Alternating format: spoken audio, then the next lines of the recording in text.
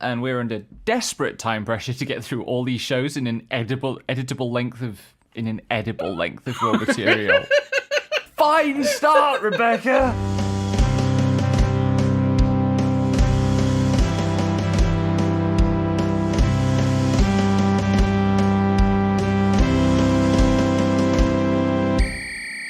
Hello, welcome to So We're Watching That Right, a podcast where two lesbians bully each other for having the same taste in anime. I'm Becky, scientifically certified best girl. And I'm Val, everyone's favorite harem protagonist. The season's starting to roll, so let's go, starting with Chitose is in the Ramune bottle, episode 1. This show started. It sure fucking did. You were really, keen on this one, I think. You know how sometimes I will just look at a series and go, this has an aura of something that I'm going to enjoy a great deal? Yeah. I got that from this one. Yeah. So I'm going to need some more time with it before I'm prepared to go in on it, because... So the whole conceit is the group of characters are the popular, high-achieving, school star kind of kids as a clique, and they know it, and... Right, you know how Chunibyo is supposed to be middle schoolers who believe they're the protagonist of an edgy anime? Mm-hmm. This feels like these kids know that they are the popular kids in an anime. Yeah. And are leaning into all the, goofy, over-the-top popular kids stuff in the way that a Chunibyo leans into, pretending to have a dark past and power and whatever. Mm-hmm. And occasionally the show, insert cuts to other people in the class who are framed as these are the haters, and every time it does that, I'm like, I'm with the haters on an emotional level. Every time it cuts to one of the groups of haters, I'm like, yeah, I'm with them. So I don't know, starting out with unlikable characters is not a death sentence for a series. It's kind of necessary to do good drama, but I hope it is going to do some of that. Yeah, it's also you mentioned it. Right after we watched the first episode, it feels like the second arc of something. A bunch of stuff has already happened to these characters. Yes. And we don't have any context for it. We're just kind of getting caught up on all of their fucking in-jokes. Yeah. With a really, dense episode 1 that was also an episode and a half long. So I think it will probably even out after a couple more episodes. But yeah, it's just oh yeah, there's the main character. He's the popular kid. He has, several girls after him, and everyone and him know it. Yeah. And there's kind of a whole thing going on with that. That does enable the localization to have the, neat character who's going to be the deuteragonist call him a fuckboy and a manslut. Yep. The localizers are doing champion work to nail, really kind of having the language be contemporary in a way that is really conspicuous about the self-consciousness of it all. Mm-hmm. There's also, at one point, there's an incredible list of fake light novel titles. Yeah, most of which I go, yeah, I'd read that. Yep. Fucked up. Yeah. If this show lands, it's going to be because... Oh, what's his name? Kenta? Yeah, the NEET. It's going to be because I fall in love with the NEET the way I've fallen in love with you. That's fucked up.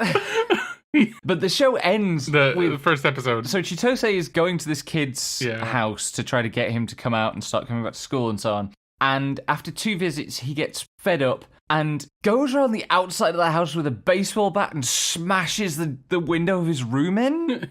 Yeah, the balcony door. It's a full, French window style, floor-to-ceiling glass. It's a balcony sliding door. Don't oversell it. Yeah, exactly. That's a hugely expensive thing to smash. And he could have just kicked the door in. I guarantee there is a reason. It might not be a good reason, but there is a aesthetic reason for his decision to do that. Yes. And we just cut. The problem is the episode ends right there because it's an episode and a half long pilot. Yes. Yeah. They wanted to end on that. Symbolically, it's him, being the light bursting into this kid's room. But, yeah, we'll see how it plays out. Anyway... We watched the first episode of Gnosia, which basically was just establishing the premise, which is this, what if Among Us had a story and characters and incredible outfits?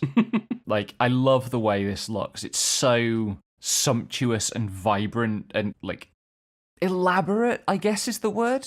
in terms of how detailed and intricate the costumes are. I think they really did their best in translating the art style from the game to a format that would work for animation. Yeah. Like, this is a game that I look at and go, why did this get a fucking anime? And I guess we're going to find out. Yeah. It does seem to be preserving the gender fuckery from the original. So there's not any way to escape that. Like, I know you say that like that's something they could have done away with, but no, I'm pretty sure that's pretty intrinsic to the core of the premise. It's cool either way, then. Like, I like the gender fuckery element. But I feel like there's not much to say about this one at this point, except to say that it's really stylish, and it is the show that it is. Mm-hmm. It's got a Kobuka Nairu opening, yes, which is wild. Yeah. The same kind of thing, I think, goes to the Dark History of the Reincarnated Villainess, episode 1, which is another one that's mostly about establishing its premise. Mm-hmm. And it sure is establishing that premise. So, like, the Dark History of the Reincarnated Villainess sounds innocuous enough as a title, but what it means is dark history in the way that Japanese nerds talk about their Chunibyo period. Yes. In their teens. So there's also literally a grimoire in the setting called The Dark History, which obliterates your identity. Yes. If you know, because you want to die when you think about how chuny you were as an 8th grader. Yes. So, and then the main character got trapped in her own setting as the villainess by this book. Yep. So she's sort of in a hell of her own devising, but she's rolling with it for now. She has kind of fucked the story up big time by preventing her in-setting sister, who's the heroine of the novel, unlocking her magic powers and going on an adventure. Mm-hmm. But yeah, it was as good an execution of this concept and as fun and energetic an execution of this concept as I think anything could be, which is a great foundation to build on. Mm-hmm. And speaking of executing on concepts, the show Little Miss Vampire Can't Suck Right, episode 1. So the premise here is this is a vampire who hasn't learned how to drink blood properly. But it sure does start by very carefully establishing that everyone in this high school really wants the vampire to suck their blood. Because she's really hot and cool and everybody looks up to her, but it turns out that she's a fucking moe blob in private. Yeah. And the protagonist becomes her mother. Like, yes, he does. At least twice this episode, he's like, oh, I have become her mother, because when he does offer to let her feed on him, she turns into the blobbiest, tiniest moe blob when she drinks blood. Which is really, like, the after ending thing in the first episode is like, you know how when you suck blood you turn in really small, and she's just like, I do that? Which both implies that's literally happening and she's not aware of it. Yeah, it's so good. It's really good. Also, there's an extended scene on the second day of their friendship where it's established that she really likes sweets, and he brings in these buns that are shaped like chicks. Chicken chicks, not girls, if that needs saying. And she can't eat the bun because it's too cute until he does a whole, routine pretending to be the chicken and saying how it's okay to eat the chicken. And there's only so much you can say about this at this point. It's super cute. Yeah, and we'll be meeting some more characters next time, I think. So, that's good. Yeah. Staying with the good energy, in May I Ask for One Final Thing, episode 3. So, Scarlet and her posse are on the trail of slave traders, and they are trying to get access to an underground slave market. And to do so, they've identified somebody who attends this market, and they are trying to use him to infiltrate the market. And so the episode opens with Scarlet in the office of this guy, offering him the shifter boy as a slave, as a gift. And, he's kind of taking the bait. They're walking away from this, and Puppy Boy gets tired and turns into a puppy. Because Beastkin are nocturnal. Yes. Anyway, there's this long, uncomfortable scene with this slave trader, and there's another long, uncomfortable scene with the slave trader later where she goes back to actually make the trade and turn the puppy boy over to him. And Scarlet is really holding it together really well, way better than you might think after the first 2 episodes. Until, he calls in his overseer to take charge of the slave. And the overseer clearly just is a brute and likes throwing his weight around. And as soon as he starts like really trying to abuse Puppy Boy, so the first thing Scarlet does is catch his whip and just hold it immovably while he's heaving on it with all his might. And then she picks him up by the whip and spins him round and throws him out through the window, hard enough to take the entire wall with it. Like, it is one of the most satisfying throwing a guy through a windows I've ever seen. Mm-hmm. But then we also have to talk about the other thing that happens this episode, which is in between these two long, uncomfortable scenes in a slave trader's office. Scarlet goes out for a walk, and the prince follows along. And anything she looks at, he buys for her. And they're sort of playing out this pretense that he's not following her. He's just happens to be going the same direction as her. And, I mean, that's how you have to flirt with somebody as violent and acerbic as Scarlet. But it's very, very funny how he goes about it. And then at the end of this episode, we get, like, the foreshadowing for the rest of the plot that's coming up. Mm-hmm. It's established that a new assassin is being hired by someone to take Scarlet out. And then also, so this show starts with Scarlet's fiancé terminating the engagement and announcing his engagement to someone else, who is the first person that Scarlet punches. And in the final scene of this episode, she is visiting someone else and is clearly, like, stirring up trouble. I'm pretty sure she's visiting the guy who's holding the slave auction. Right. And she was doing some, like, divine magic shit, or giving him divine magic shit with which to fuck Scarlet up. A gun? Yes, a gun, but also it is divine magic shit. I mean, the thing is that, like, she's just like, here, look at this artifact I got from the goddess. And the guy's like, you already gave me a thing from the goddess, and I have this amulet that you gave me that should protect me. And he's just like, why would I need anything else from the goddess? And she just fucking shoots a vase that's standing there with a gun she has that is apparently from the goddess and goes, fucking, that's why.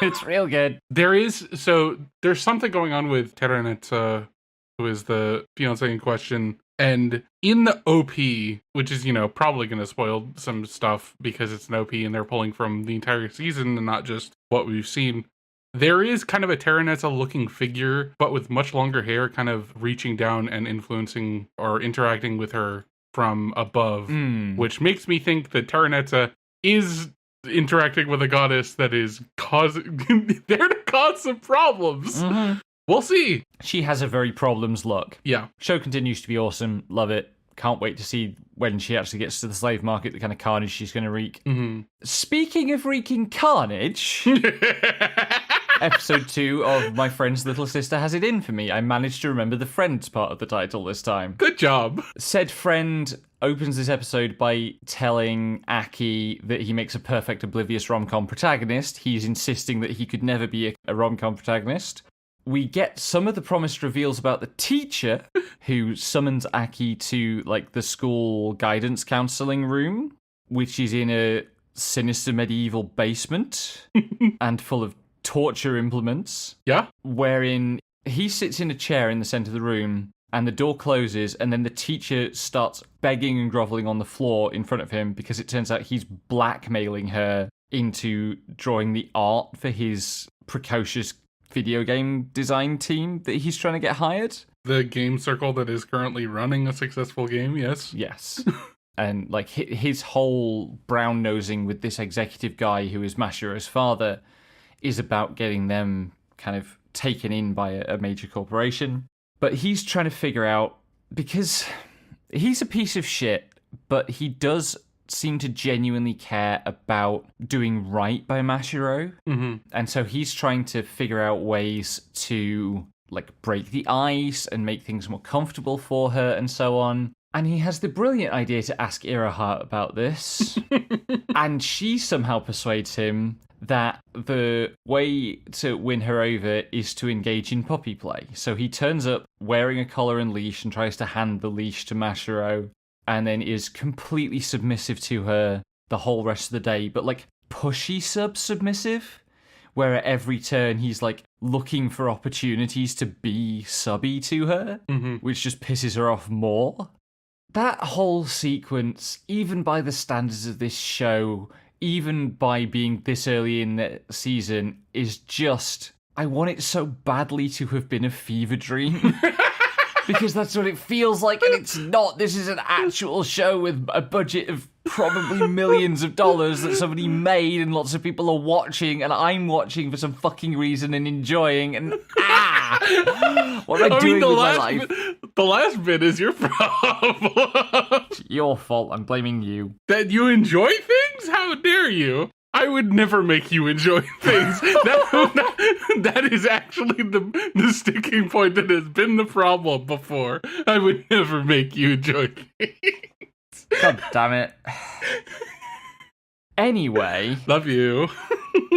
Now Aki has all 3 girls as his immediate neighbours. Yeah. Iroha, Mashiro, and the teacher all live on the same floor, on the same landing as him. Yeah, there is also some not so subtle, I don't know if it's foreshadowing so much as shadowing, where Mashiro goes, wait, the 5th floor alliance. Oh. Because they all live on the 5th floor. Right.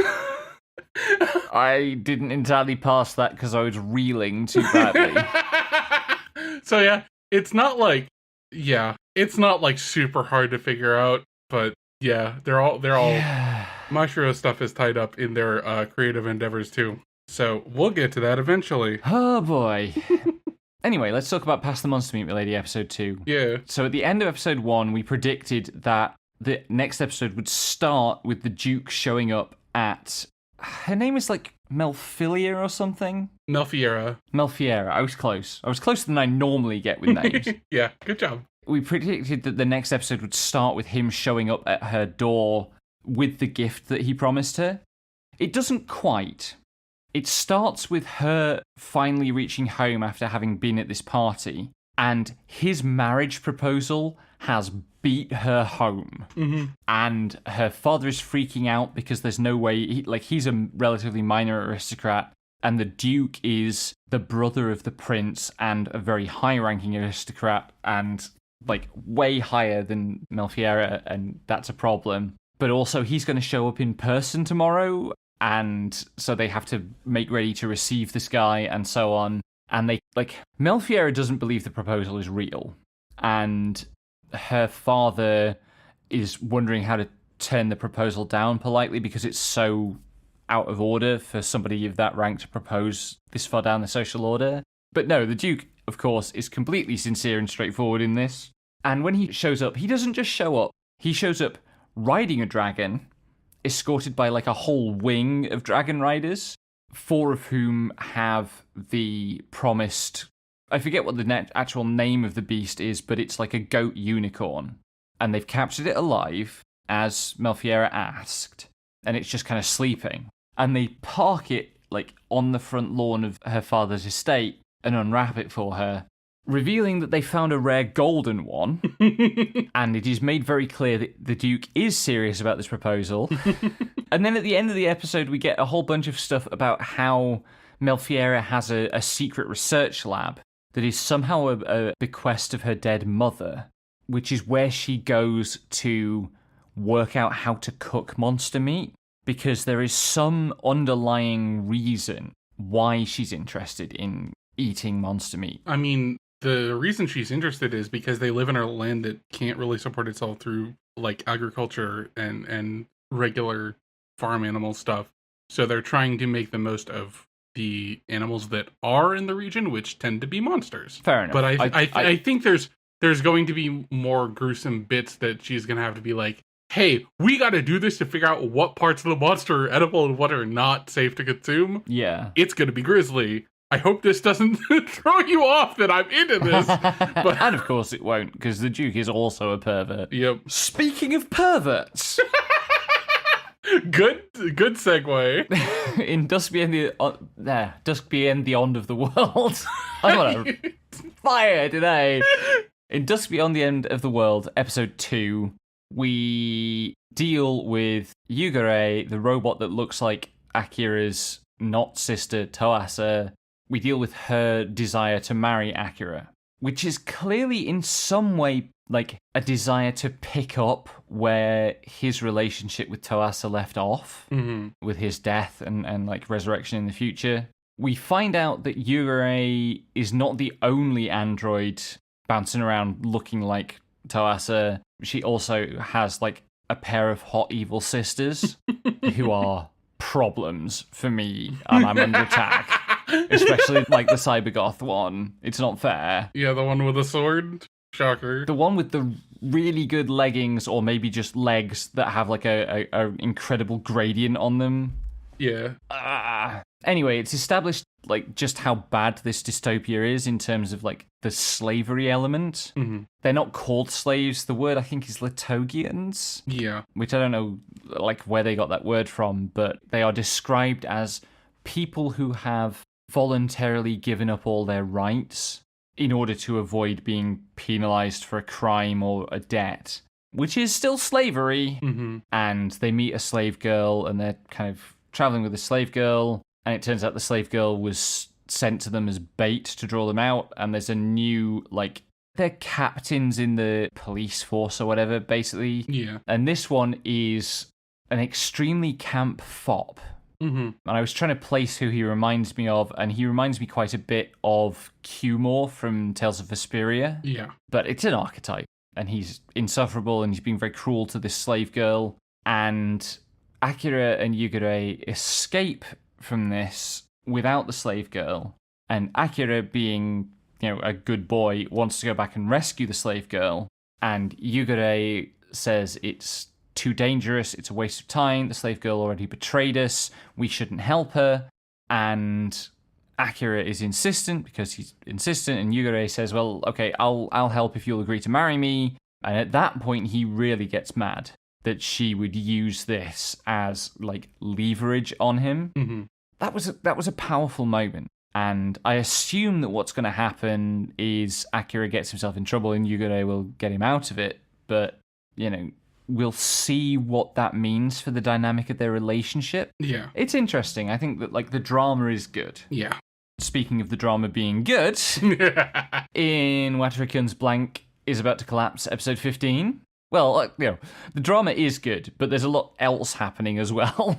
So Watari's been off the grid for a couple of days because when he went to Nagano to help Satsuki with her family, he left his phone on the train. So Yukari's getting worried, and she's like trying to entice him back, and she hits on the idea of sending him a selfie. And she starts out taking like a relatively cute, normalish selfie, and then she's like, I want to spice it up a bit. So she starts like dressing a bit cute, dressing a bit sexy. Then she kind of goes off the deep end and starts doing various kind of cosplay-ish options, like a cheerleader fit and stuff. And these are getting progressively sluttier and sluttier until she's in a very risque bikini that she bought and then chickened out of showing off to Watari. Yep. She's also getting more and more agitated and talking to herself louder and louder until her brother in the room next door gets mad and comes round to tell her to shut up and walks in on her as she's trying to put this bikini on. And he slut-shames her. There's no two ways about it. Yep. I kind of agree with him in this particular instance. And she does then go and talk to Tokui and ask him what sort of photos he thinks she should send to Watari. And he's like, don't make it slutty. That's just going to make you seem like you have... I forget the exact words, but it's like... No sense of caution. You don't know how to calculate risk or something? Yeah, that was which is an insanely cynical take to come out of a fucking 17-year-old, but... It's Yukari in a nutshell. Yeah. He's absolutely right about who she is. Is the thing. Yeah, I do think Tokui has had, like, a little crush on her for a long time. Yeah. And probably very aware of all her problems. Speaking of problems... So, Watari and Yukari meet up in front of Watari's work, and Makina, who is still at work, sees them outside, and Watari and Yukari take a cute picture together, and Watari gives Yukari a little gift that he bought her that's a love charm to show that he's serious about the relationship. And then Satsuki walks up and confesses to him. In front of everyone. In front of everyone. In front of Yukari and... with Makina watching on, although nobody knows she's there, And also Watari's boss is there. And Satsuki gives Watari the false binary of you either love me or you hate me, which is it? And Watari is stressing about this. Satsuki kind of demands he make good on his promise to help her with her swimming because she's still struggling with the swimming. So she drags him to a swimming bath. She makes as if she's about to start changing in front of him, but she's already got her swimsuit on under her clothes, and she's trying to tease him about how excited he was to see her naked, maybe, or see her hitting on him. But it is very clear that although she has now decided that she's in love with Watari, she's not 100% sure about what that means, and she says that to him. Like, I've never been in love before, I don't know what it means. I'm trying to figure this out. Yukari also confronts her, and she swears that she is going to destroy her, what she calls her ambiguous childhood friend relationship with Watari, because she has to talk about this in the scariest way possible, because, again, this is a horror character who is just, like, having a show off to be a comedy character instead. She's terrifying. She's still terrifying, even though I sympathize with her deeply. And like this, she's in a pinch because she can see that Watari is really happy to be with Yukari and that he's genuinely in love with her and invested in the relationship. And I think she understands that Watari has this very confusing set of feelings about her. And she clearly wants him to be happy and doesn't want it to be like a terrible thing for him. But also, she has her own heart. And I think she feels all of that. And again, this show can carry that because it spent so much time establishing that grounding. And then Yukari makes up her mind about something. We don't know what, because the episode ends just as she and Watari are meeting up, just after she's made up her mind. And our first instinct was, oh god, she's going to break up with him. Yeah. But it might also be that, like, they're meeting up outside, away from her home. Watari has an internal monologue comment when he sees her that, oh, she looks even prettier than usual today. Incorrect. There is a different word he uses. Is it sexy? The actual quote is, she looks even sexier than usual, yes. Important distinction. Yeah, and so I voiced the thought that maybe she's just given up on the idea of having sex with him at her house because, like, her mom and stuff, and he's going to fuck him in the bushes at this park that they've met up at. And then you suggested... Should I voice what I suggested? Yes, so that you can be held responsible. The horrible thought I had about this show is that she has made up her mind to get pregnant so that he'll stay with her, which would be fucked up in a show about a kid stressing out about him not getting into the same situation that his parents did, where they were underage pregnant and had to drop out and, elope. Yeah. But, like, that's... this show can do that because it's got the juice. Yeah. It has spent a long time pressing those apples, and now it has the juice. Let's not talk about juice around the...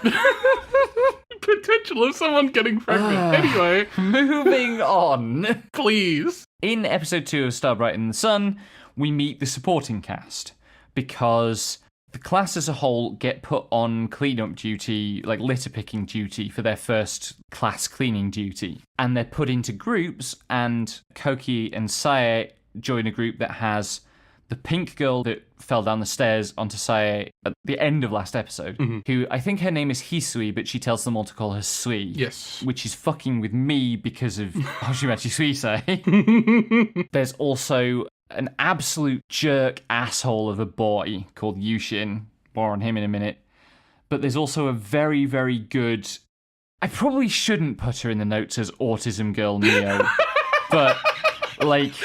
You did. I did, and I guess I'm owning that, and I love her so much. She is forcefully emotionally unexpressive in the way that a brick wall is, and way less willing to, like, let shit slide than the rest of them, and it's great. Anyway, Yushin keeps making nasty jokes about how tall Sae is, and they're out in the forest picking litter, and the girls have become separated from the boys, and then there's an angry noise, and fucking Yushin is falling and rolling and tumbling down the hill towards them, because it turns out that Koki has got sick of the way he talks about Sae and kicked him down the hill. Which, again, I probably shouldn't be as on board with that as I am, but also fuck this dude. We'll see if he improves at all, but he does have kind of an asshole vibe about him. Yes. There's a great moment where they're arguing about groups for some other activity, and Koki kind of guesses that it's going to come down to a game of Janken, rock, paper, scissors, and so he whispers beforehand to Sae what he's going to throw, so that she knows what to do to get in the same group as him. Because it's really cute. It's really cute. He clearly wants her around way more than she credits him for, which is great. But also, so all through this episode, Sui is grilling Sae about Koki and like, does he have a girlfriend and what sort of things does he like and so on, because she's clearly like fancies him a bit. And Sae is getting really stressed about this because she doesn't want to come between her new friend and Koki. But eventually she decides that she's going to have to, that she can't just let it slide. So she decides she's going to tell Sui that she has a crush on Koki. And she does this by cabadoning her. And you really want this polycule. I really want this polycule. Sui has this reaction where she says, okay, like, he's really hot. You know, I'm attracted to him, but I'm not super into him. If you want him, then I'll take a step back. You go for it. And she finishes by saying, I've already got a crush on someone else. And you really want it to be aimed at Sae. I really want her to be talking about Sae. And if it is not Sae, then the show has done no foreshadowing of who it is at all. It might just be someone new. It might be someone new. I accept that. But also, there have now been two very deliberately constructed moments of Sae doing boyfriend shit to Sui, like classic rom-com hero boyfriend shit to Sui, that would be foreshadowing of Sui developing a crush in an anime where it was about Sae and Sui. And in an anime that you were writing. Which is why you're pushing this theory. I think it's too straight for that, unfortunately, but we'll see. I don't disagree, is the thing. I also think it's too straight for that, but please. I do want just one of these fucking shows to be like, oh, this girl also has a crush on me. Because that would be good. It would be variety, if nothing else. Yes. And even Girlfriend didn't quite get that far. Despite making it obvious that the two girls did have crushes on each other. Yeah. Speaking of girls with crushes on each other, Mangaka's Weirdly Wonderful Workplace, episode 2, literally opens on a Yuri 4 coma. Panel 1, panel 2, panel 3, panel 4 of two girls talking, and it ends with them blushing because one of them said they liked the other. And it turns out that this was drawn by Futami's assistant, Hasan, and posted to like Twitter or whatever, where it's going viral because she posts a lot of like jokey Yuri 4 coma to Twitter where they all go viral.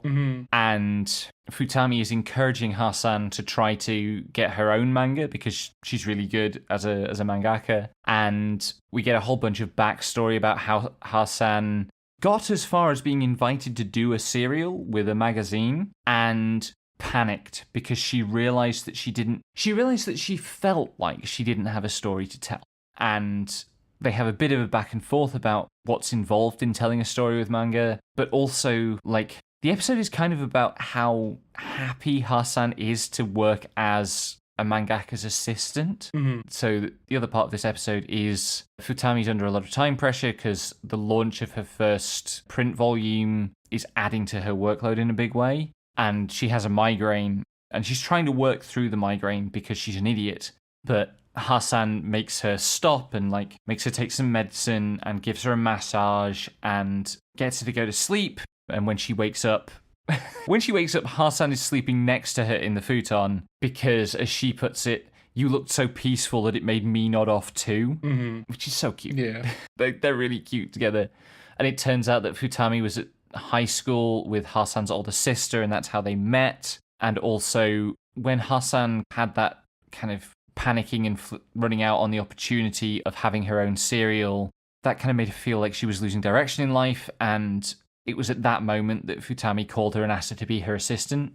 Anyway, it's gay as shit. It's real good. Speaking of gay as shit and real good, This Monster Wants to Eat Me, episode 2.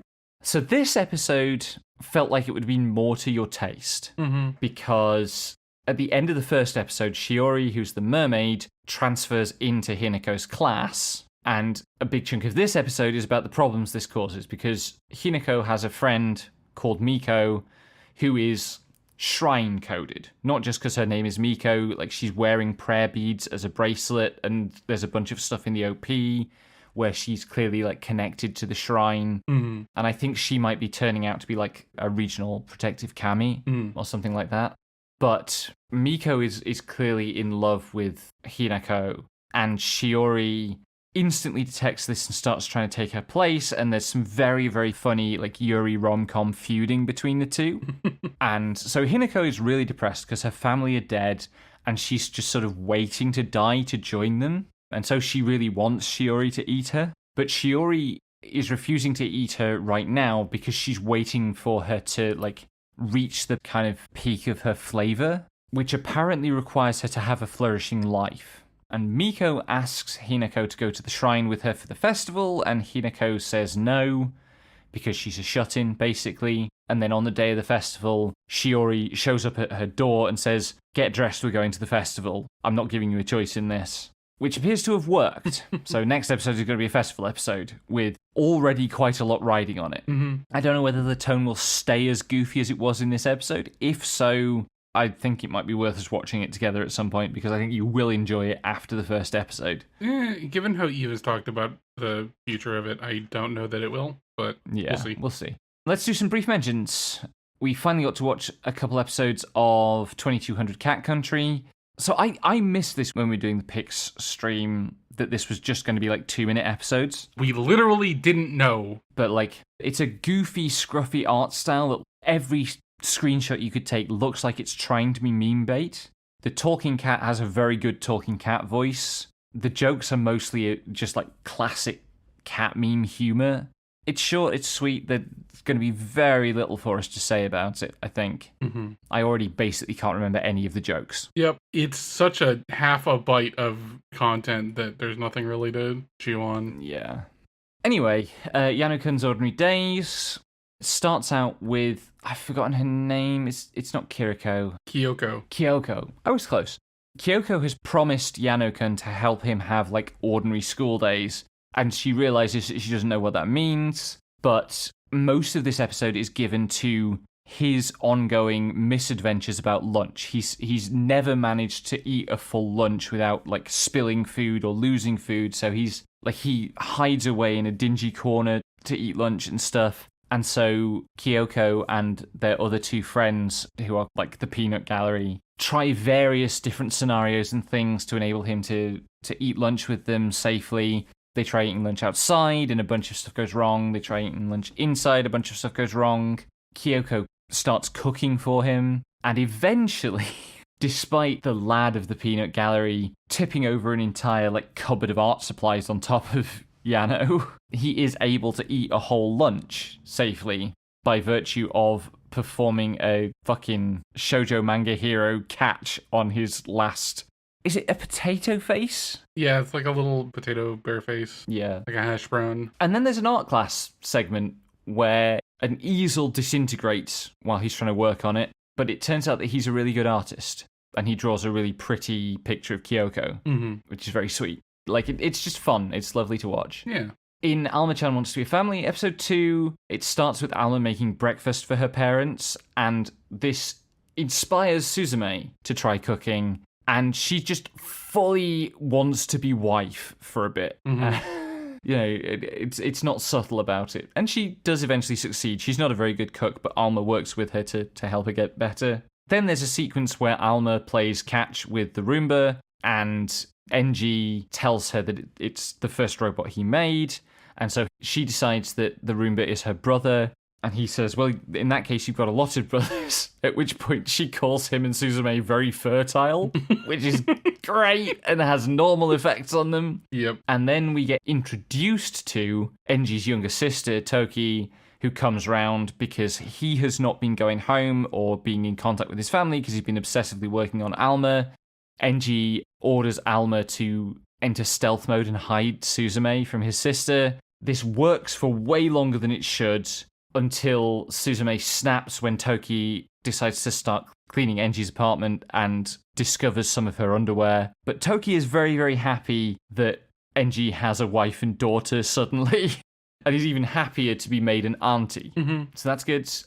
We had Inexpressive Kashiwada and Expressive Oota, episode 2, in which there's a motif of Oota refusing any kind of positive interaction with Kashiwada, except when one of his friends tries to, like, jump in front of it for him. So, like, a chunk of this episode is Kashiwada trying to work up the courage to give Oota the bento that she's made for him, because she's in love with him.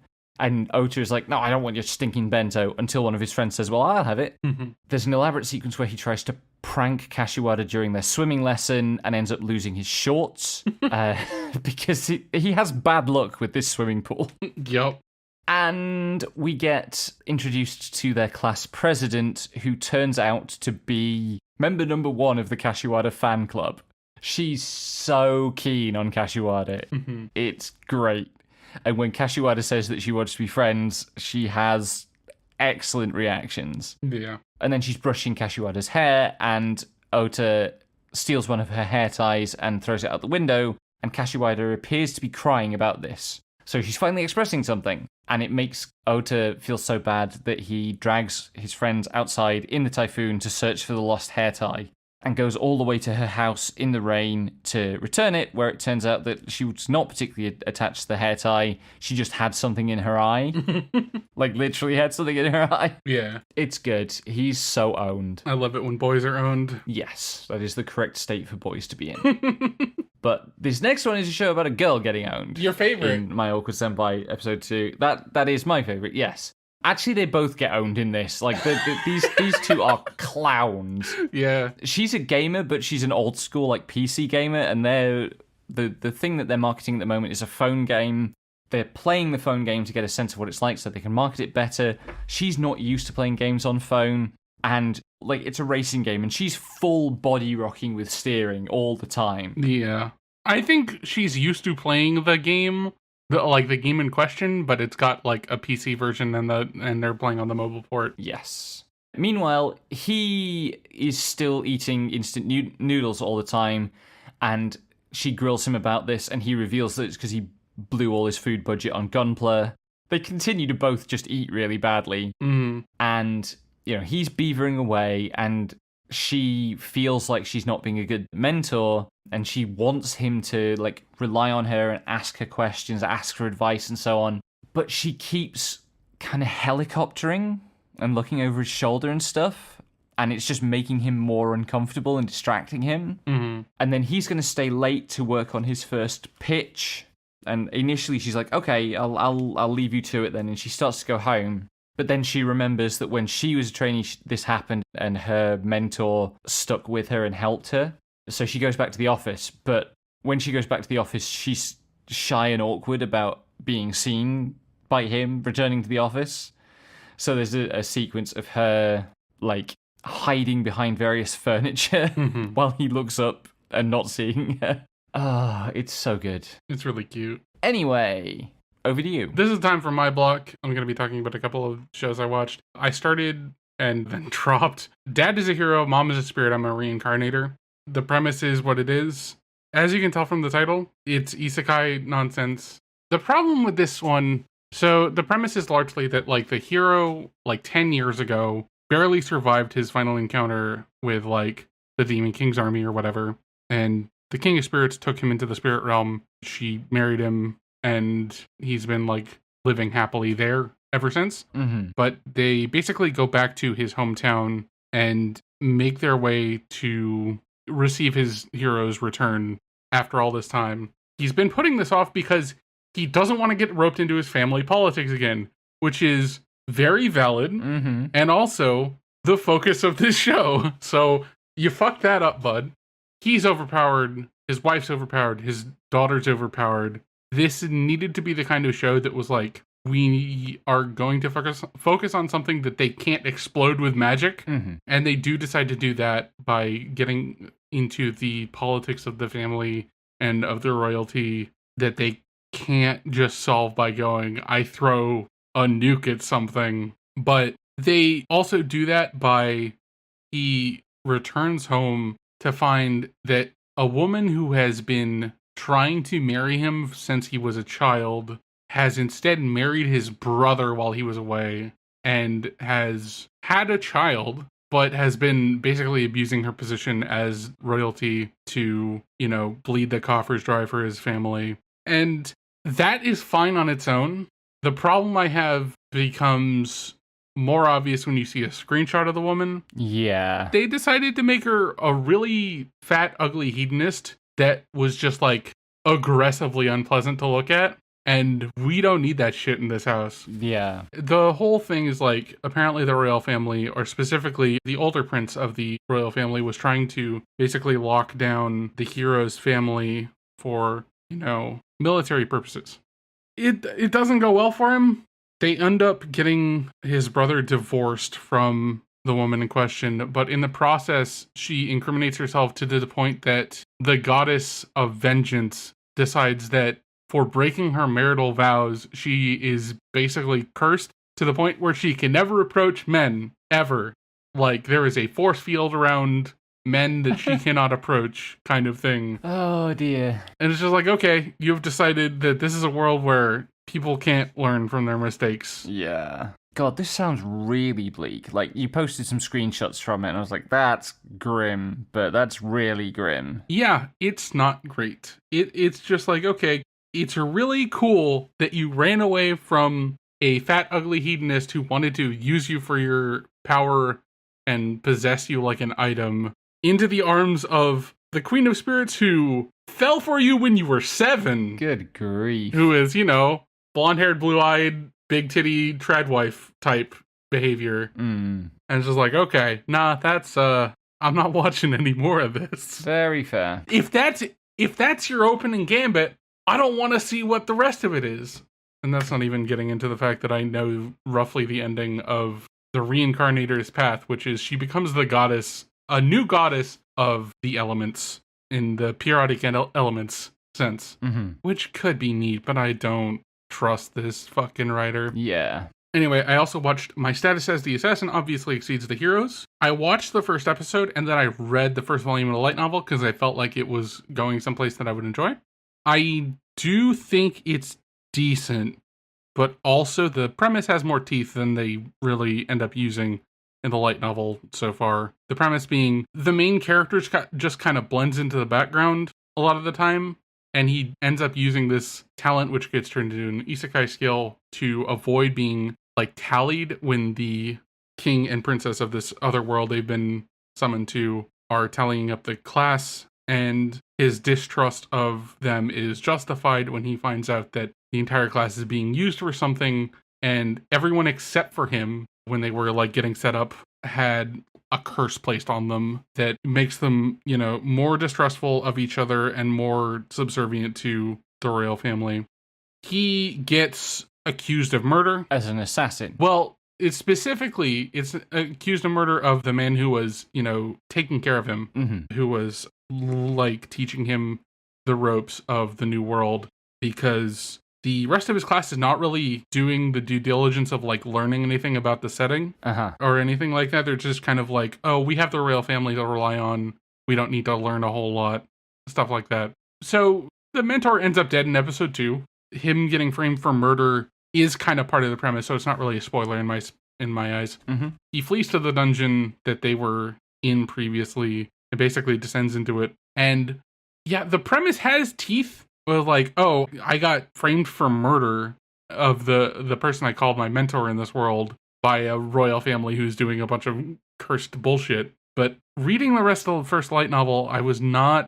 It gets kind of corny, really. It's just straight up there's a bunch of things that get resolved in ways that don't really have that edge. Fair. Which, I like, but it was not what I signed up for. And if it turns it around in the show, it'll probably be enjoyable, but I don't know that it's going to be able to because of the premise of the light novel. I've also been thinking about other isekais that lean into more of an edge that I actually like, and they don't start out as toothy as this tries to. So we'll see. How about you? What have you been watching, dear?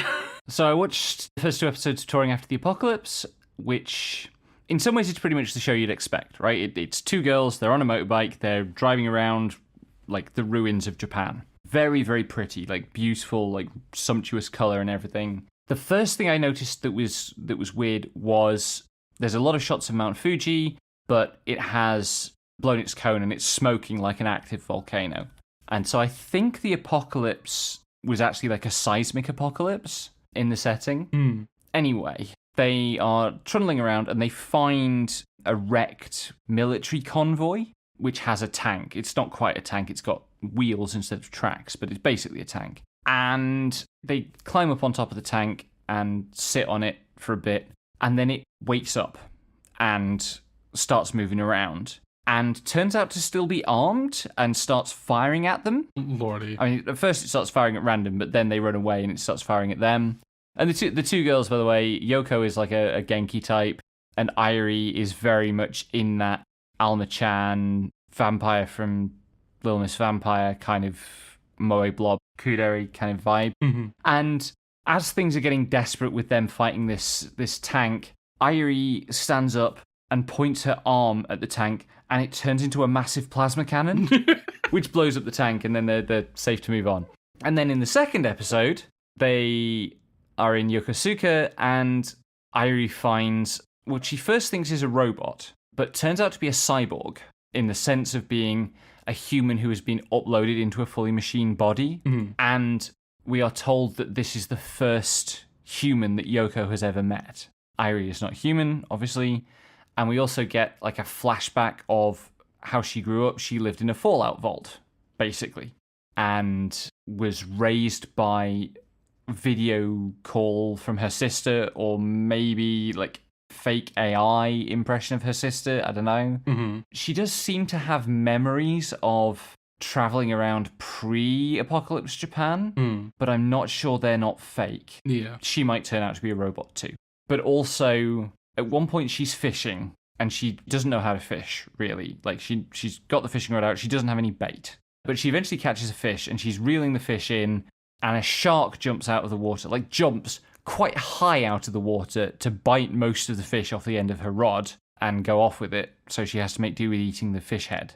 And then later in the episode, they're overlooking another body of water, and they see a shark, and a truly giant orca surfaces and eats the shark. And it's like big enough to eat a large shark in one gulp. Way larger than orcas are supposed to be. And there's a comment that apparently some aspect of the disaster caused mutations where some animals get bigger. Also, at one point, their path is blocked by a submarine that is stranded halfway up a mountain. So whatever fucking happened was a big fucking deal. Yeah, no kidding. It's got just enough that's kind of interesting world-building-wise that I want to know more. Maybe unfortunately, because that's more shows for the docket. Quick porn warning, we have to talk about Hands Off, episode 2, in which Aroma, the girl that Kotesashi gave a massage to in the first episode, basically puts him on trial in front of all the other housemates by framing all his actions in the worst possible way as perversion and sexual harassment. But she has a rival among the residents called Alba, and she clears everything up for him and gets him out of trouble, and then lays claim to him. And so comes to his room late that night and hits on him very hard and takes her top off and is trying to get him to massage her but also fuck her. He's 15, by the way, and he's completely oblivious to the ways in which she's making moves on him. And Alba eventually gives up and gets mad about this. There was a detail here that I missed. Did you say something about there was a hint that she was his childhood friend or knew him from before? No, that's not a thing that I have any evidence for. I just get the vibe that the reason she's just oh, I don't have many friends around here. I only have friends from when I was living abroad until last month. I was in Spain. Right, yes. And the way she was getting mad, yeah, just made me think, she might know him from somewhere. It is a bit reminiscent of the forgotten childhood friend kind of trope. She might just be mad that he really didn't react to her taking her top off. Yeah. That would also be fine. Yeah. We'll see. I also watched episode 2 of Si-vis, despite not being sure whether I would or not, which I was more interested this time because it seems to really want to take its grief seriously. There's a tragedy at the end of the first episode, This episode is about the main character grieving, and, it really shows how difficult and overwhelming grief can be. Also, not only has Shibuya been completely destroyed, it has been erased from history. Oh. Nobody remembers that Shibuya ever existed. So, the setting has some, the enemy power that is attacking city blocks and described as eating them is genuinely horrific. And there's something compelling about that. But on the other hand, this is supposed to be a show about music and dance, and the dancing animations are so bad. Really, really awkward and poorly shot. And also, the music is not very good and not very well chosen. And I don't understand why a company would take this project on if they did not have the skill to do justice. I've seen a bunch of shows about music over the last few years. All of them were better about the physicality of music than this. Mm-hmm. And so, I don't know why they're doing it like this. Equally baffling is Let's Play, which I did watch another episode of, and it seems like the way that Sam and this streamer dude are going to bond is over the World of Warcraft analog, which is a tragedy, particularly if you're thinking 2016. The best joke in this episode was he's moving into the apartment next door to hers, and so she goes round to his and is looking into his flat, and he sees a bunch of boxes that are labeled whips and chains and stuff, and thinks, oh god, is he into hardcore BDSM? And no, it's just a prank that his friends have played on him. And it is a funny moment, but when that's the best joke in an episode, you are not landing the comedy aspect at all. And also, this streamer's fans have review bombed her game so badly that her account got locked, and she maybe can't use the website that she was distributing games through anymore. Mm-hmm. And there is a bit in this that is explicitly the kind of narrative voice saying, this wasn't the streamer's fault, it's just the fans. And that, again, this coming from 2016, that really landed poorly for me. That was the deal breaker. I'm not watching any more of this. The bad vibes were true. Okay, in Ascendance of Bookworm, Season 2, Episode 7-9, we learn that Mine is getting a baby sibling. This and her work with the orphanage get her to do a whole bunch of ideas about, teaching child literacy. She's going to make Bibles for children. There's a lengthy argument at one point about whether she's going to charge for the Bibles for children. She also gets assigned 2 new aides because the head priest is really worried about how she's going to be able to fit into noble society, where she's going to be in high demand as a marriage partner because you have to marry people of equal magic power to ensure magic power and so on. So he wants her to learn music. The assistant he assigns to her to teach her music thinks that she has a higher place than all the other assistants. Sorry, attendants is the word they use, isn't it? Mm-hmm. And there's a bit of stuff around that. She just learns some humility. The other one, there's a fairly well-handled, I think, revelation that she's a rape victim and she's really uncomfortable. She's traumatized by it. It makes it difficult for her to go outside. It makes it difficult for her to be around men. Somebody vandalizes the library to antagonize or maybe frame Mine. What it is to keep her from participating in the festival with the rest of the Blue Robes. Yeah. This backfires because nothing makes Mine happier than introducing Dewey Decimal to this world and cataloguing the books, which all... So she breaks the library down by shelf, and every section fits perfectly on its shelf, as far as we could see. Mm-hmm. But the books about magic are missing, because it turns out that the secrets of magic are very closely guarded. You have to be a noble, and you have to graduate the Noble Academy to learn magic. And as you put it, that's a whole other arc. Mm-hmm. But it is going to happen, apparently. Yup. God knows when we're going to get to it, but it's definitely the sort of thing where, this is a really condensed show from the light novels.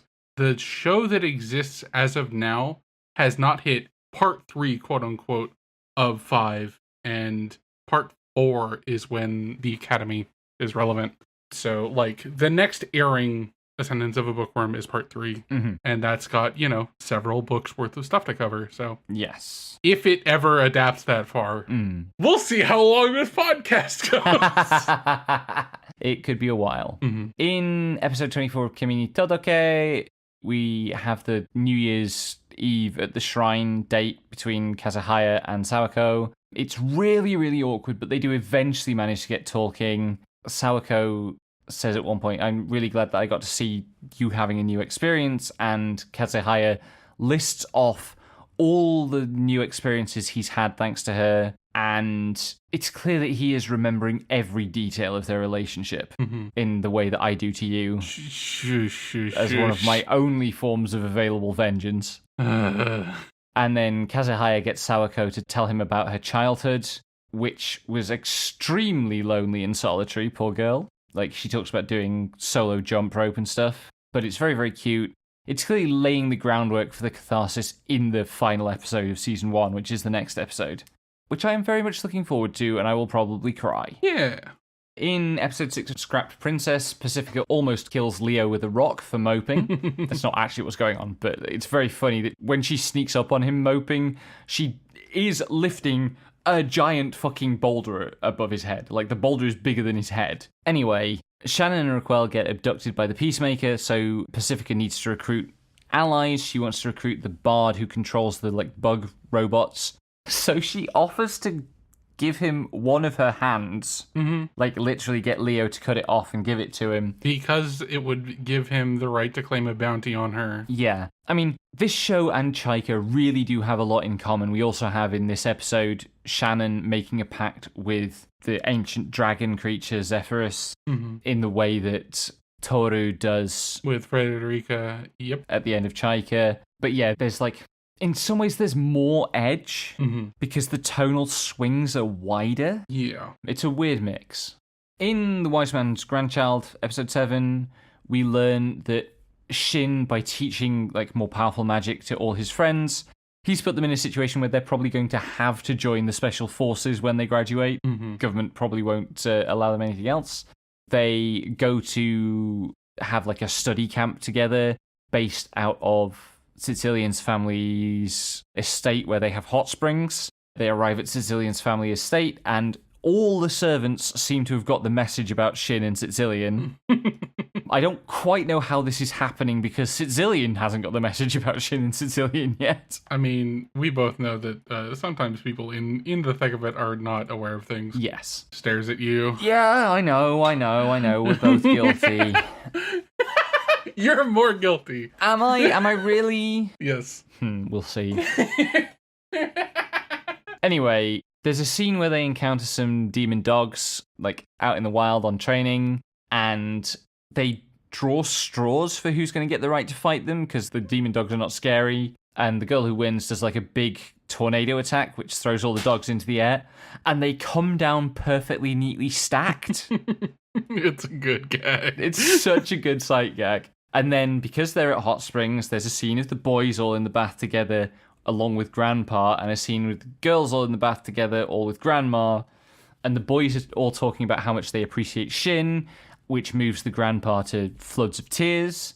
And the girls are all discussing boob size, because of course they are. But also, there's some stuff about the Grandma also appreciating how much Shin means to these girls and stuff. Which is nice. It's not all goofy, puerile shit. In PatLabor the New Files, I will fully admit that I completely don't understand what's going on with the episode numberings. We've been confused because there's 2 different episode numberings and episode orders. But there's the final confrontation between the PatLabor division and the Griffin, which is this evil super mech that is piloted by an idiot child. And he kind of blows the whole conspiracy by ranting about it over the speakers that are on this mech. And there's a scene where the designer and his manager are talking about this problem, and the manager's like, well, okay, why did we put speakers on it? And Wong, the designer, goes, well, that was so that it could play Wagner attacks, which is such a good bit. But then we are back into classic PatLabor goofiness. They're having a celebratory party for having defeated the Griffin. And Oota, who is the pig-headed, gun-mad, kind of have-a-go hero pilot, he's had 2 different handlers. And they're both at this party. And there is friction between them. They manage Oota in slightly different ways. and they're kind of proxy fighting with a drinking competition. At one point, Oota is so drunk that he falls out of the window. He returns to the room. Clancy then throws him out the window again. He returns to the room, so Kumagami throws him out the window. Asuma, who is Noah's handler, watches all this happening and turns to Noah and tearfully is like, can I bully you the way they're bullying him? And no, Asuma, you can't, because Noah is free of sin. And then the final bit of this kind of duel is the next morning. Despite having drunk the most, they of course have no hangovers while everybody else is feeling like shit. And they're walking back to like the train station or whatever, leaving this party behind. And they get into a power walking race. And PatLabor is really, really good at playing out that kind of physical comedy. And it just stretches this sequence out of these two women like doing the goofy nonsense of each of them trying to walk faster than the other side by side as they walk down this road without breaking into a run. Mm-hmm. And then there's an episode where Noah gets a toothache from her wisdom teeth and has to make it through a work day while dosed upon painkillers and dealing with the pain. And her face swells up so she can't fit in her helmet. And the motion of her mech is jarring, so every step makes it hurt. She really should not have been in charge of heavy machinery in that condition. Mm-hmm. The whole thing was just way too relatable. It's like, I've been there, it sucks. And then there is the ongoing shenanigans of City the Animation, episodes 5 to 7. I truly don't know how to summarize this at all. It's great. They get trapped in a tower of puzzles. The first thing they have to defeat is a magician, but he is defeated by his own trick pigeons who rip his act to shreds. At one point, and I truly can't remember why, there is a centaur, but instead of having the top half of a human emerging from the horse's neck, it's the bottom half of a human. Okay. I don't know why. It's just there. And someone rides it and it can hover. A big chunk of the middle of this episode is like the thing that 24 used to do to show that things are happening in all sorts of different parts of this plot at the same time. It does that, and it's a really long sequence where you're trying to keep track of 4 or 5 different plot lines all happening at the same time in parallel. Hit him with a Lou Wilson editing request from fucking Game Changer. Yeah, fundamentally. One of which is that Tsuchinoko is real and they catch Tsuchinoko. There's a random scene where, like, there's a grieving son at his grandpa's bedside with a doctor, and the grandpa is lying there thinking, ha ha, I'm pranking them that I'm actually dead. And then he's like, all right, it's time to stop the prank now. And he sits up, but only his ghost sits up because he is actually dead. Okay. The animators continue to show off. There's a lengthy POV shot from a person riding a scooter around the streets, and it's like, you know, it fully animates doing all the turns and stuff in a way that is really wretchedly hard to do in 2D animation. Mm-hmm. And the final thing I want to mention, because I feel very called out by it, although I want to be clear, I feel called out by it. It's not something I've ever actually done. There is a character who eats uncooked ramen as a midnight snack in this. Like, just goes to the cupboard, gets out instant ramen, and starts eating it like it's crisps. Yeah. And there, but for the grace of God, go I. You're not allowed. A lot of people do that. That's a relief. Anyway, so watching that right is a project of Slimebug Productions. Intro and outro music is by me, graphics are by Val. You can find us on Blue Sky at slimebug.bsocial, YouTube at youtube.com/@slimebugproductions, Patreon at patreon.com/slimebugproductions. Download all episodes from Libsyn at slimebug.pro, and join our Discord via the link in the description. Thanks for listening, and until next time, may anime neither betray nor disappoint you.